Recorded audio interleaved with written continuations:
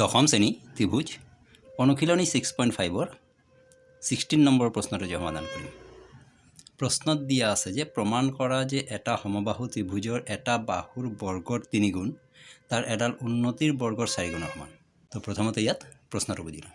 এইটো হৈছে ABC সমবাহু ত্ৰিভুজ যাৰ তিনিওটা বাহুৰ যোগ সমান AB, BC আৰু AC। আৰু এই সমবাহু ত্ৰিভুজৰ ওপৰত AD এডাল লম্ব টনা হ'ল।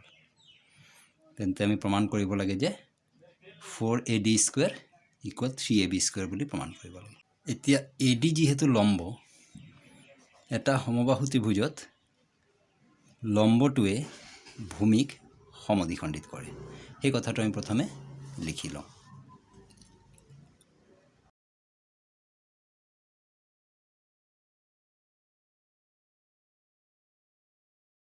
যে আমি জানো যে এটা সমবাহু ত্ৰিভুজৰ লম্বই ভূমিক সমদ্বিখণ্ডিত কৰে।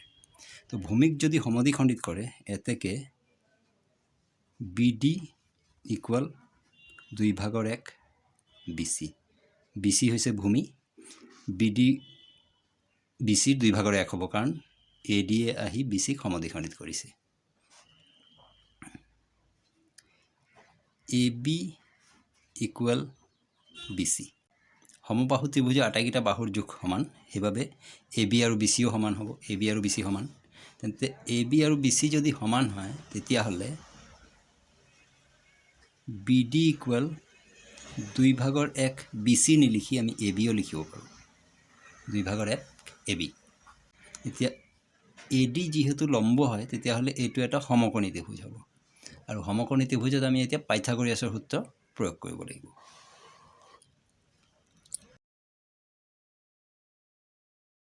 ADB সমকোণী ত্ৰিভুজ। ADB সমকোণী ত্ৰিভুজত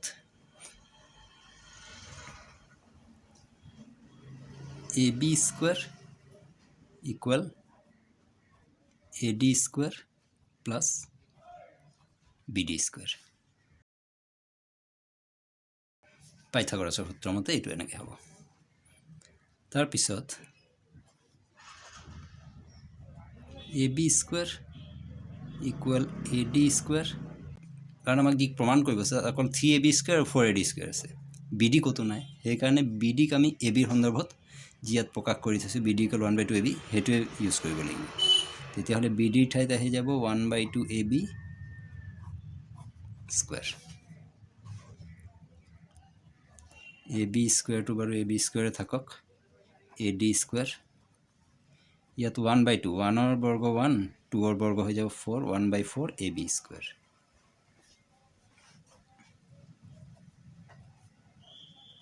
AB স্কোয়াৰ এতিয়া ভগ্নাংশত আছে মানে ইয়াত আমি লসাগু 4 ল'ব লাগিব।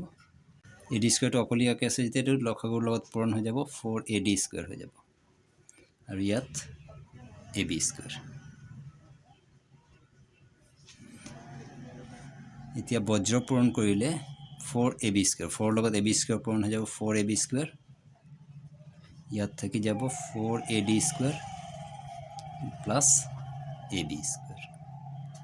এতিয়া AB স্কোয়াৰটো আমি ইফালে যাব লাগিব, 4AB স্কোয়াৰ ইফালৰ পৰা প্লাছ AB স্কোয়াৰ ইফালে আহিলে মাইনাছ AB স্কোয়াৰ হৈ যাব ইকুৱেল 4AD স্কোয়াৰ।